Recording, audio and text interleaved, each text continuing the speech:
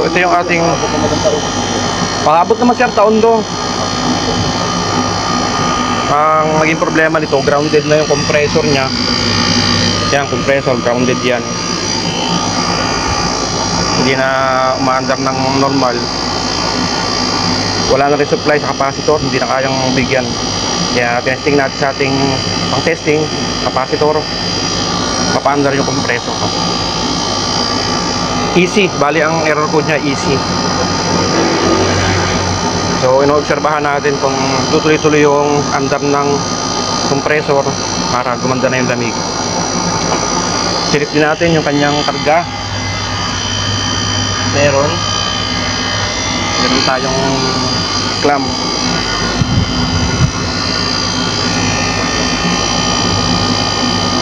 So kaya pa itong pagtsagaan. Magpapalit tayo ng capacitor niya.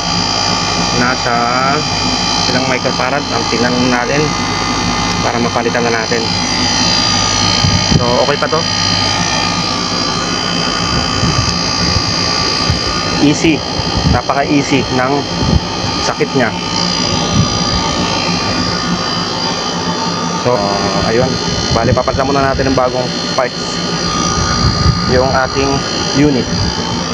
Alright, let's go. Ito yung ni-repair natin na unit. Ito na okay pa naman to eh. Yan. Ito na yung ating na-repair.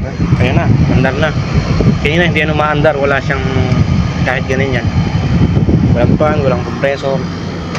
So okay na, wala siyang lamig kanina, okay. So easy, na-repair natin. Easy. Ha?